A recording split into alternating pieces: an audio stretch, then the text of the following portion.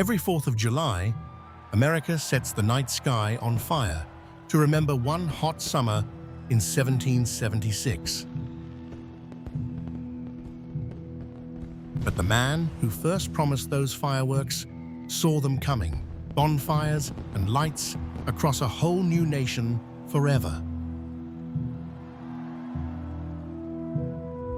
This is not a story about a party. It is about 56 men signing a single page that could get them all hanged. The will of the people is the only legitimate foundation of any government. To the strongest empire on earth, their names on that page were treason, and treason was punished by death. Without freedom of thought, there can be no wisdom. For 10 years, 13 colonies had simmered, taxed by a parliament an ocean away, in which they held no vote at all.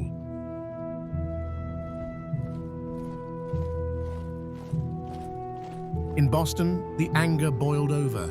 A chest of tea in the harbor, blood on the snow, redcoats in the streets.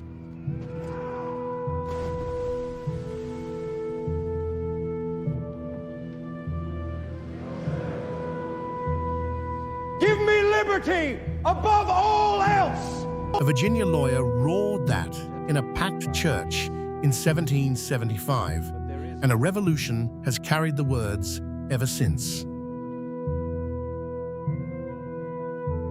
By the summer of 1776, the colony's leaders packed a Philadelphia state house, forced at last to choose between begging a king and becoming a country.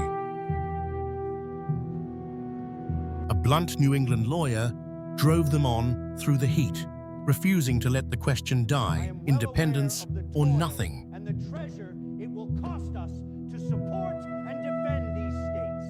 The king had already given his answer. He sent warships and soldiers. There was no longer a way back.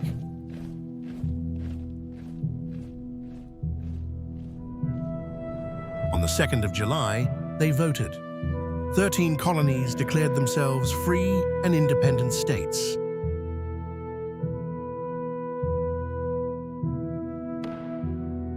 Weeks earlier, a tall, red-haired Virginian had been handed the hardest task in the room: to put a revolution into words.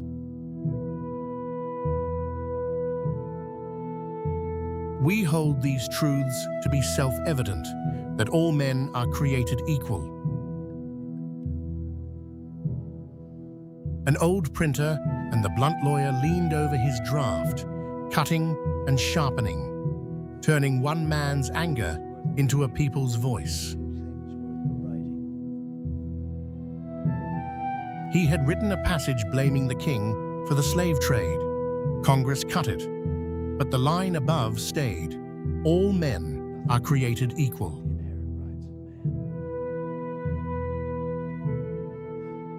On the 4th of July, Congress approved the text. Now, it needed only their signatures and their necks.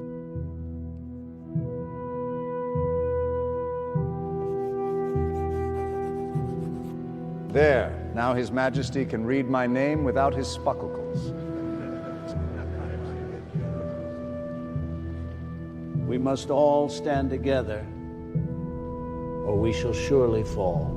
Days later, it was read aloud in the square. A king's lead statue came down and was melted into musket balls.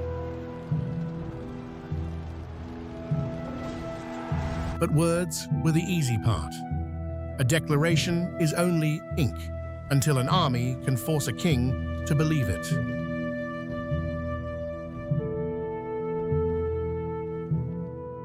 Their army was a ragged thing of farmers and boys, led by a tall Virginian who had never commanded an army this large. I do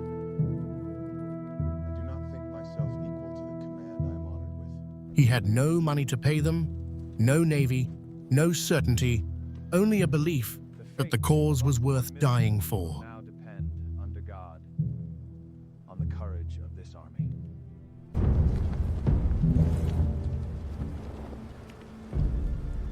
The time is now near which must determine whether we are to be free. That first year was almost all defeat, driven from New York and across New Jersey, and still the army would not break.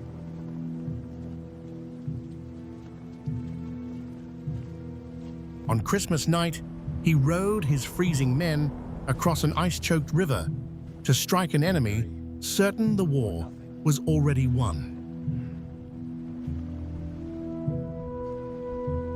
At dawn, they took Trenton. It was a small victory, and just enough to keep the dream alive.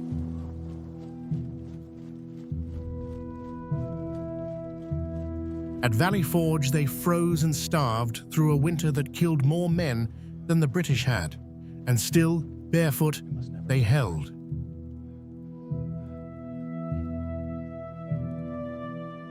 The men who signed were hunted as traitors.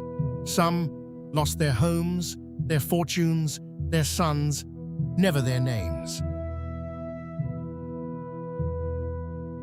Year after year, he held the army together by sheer will, trading ground for time, waiting for the world to shift. Most who fought were never named in any document. Farmers, blacksmiths, boys, the people the words were really about.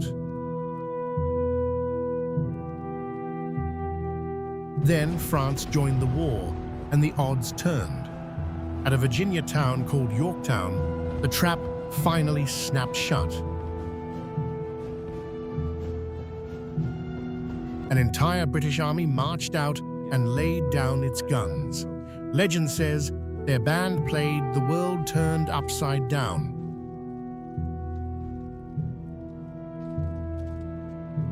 "8 years of war for a single summer's sentence, that a people, not a king, could rule themselves."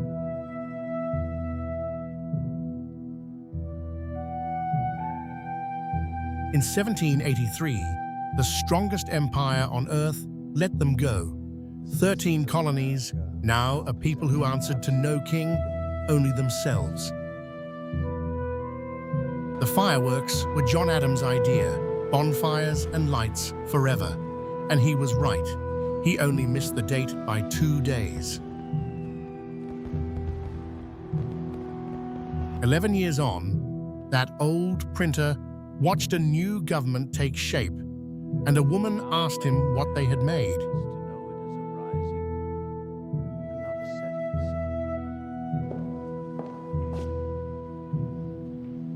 A republic, if you can keep it.